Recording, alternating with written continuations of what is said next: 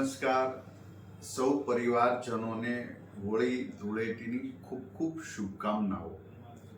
જીવનની અંદર નવા રંગો પૂરીને આવા તહેવારો ઉજવાતા હોય ત્યારે આપણે આ તહેવારોની અંદર આપણી વૈદિક પ્રણાલિકા જે પરંપરા છે એને આવો સૌ સાથે મળીને જીવંત રાખીએ।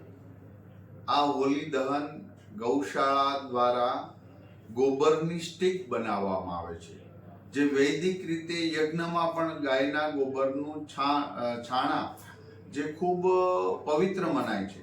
ત્યારે સૌ પરિવારજનોને વિનંતી કરું છું કે ગૌશાળા હોય કે આજુબાજુમાં ક્યાંય ગાયના ગોબરની સ્ટીક દ્વારા હોલિકા દહન થાય તો પર્યાવરણથી લઈને આપણી પરંપરા, આપણી પવિત્રતા અને તહેવારનું મૂળ આપણે સાચવી રાખીશું। આ એક સંસ્કૃતિ છે અને દરેક સંસ્કૃતિમાં આવી બધી મહત્વતા ખૂબ જરૂરી હોય છે અને એને રાખી।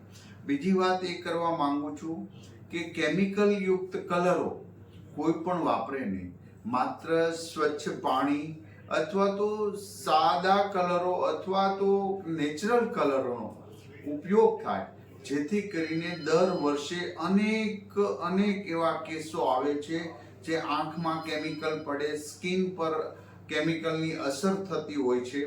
તો આવા તહેવારો આપણે વૈદિક પરંપરાથી ઉજવીએ, જેથી કરીને આપણે આપણી સંસ્કૃતિનું પણ જતન કરી શકીએ, આપણા શરીરનું પણ જતન કરી શકીએ। માટે ખૂબ ડેન્જરસ કલરો, કેમિકલ યુક્ત કલરોનો પણ ઉપયોગ આપણે બંધ કરીએ એવી વિનંતી કરું છું। ફરી વખત સૌ પરિવારજનોને હોળી ધૂળેટીની હૃદયપૂર્વકની શુભકામના પાઠવું છું। અસ્તુ।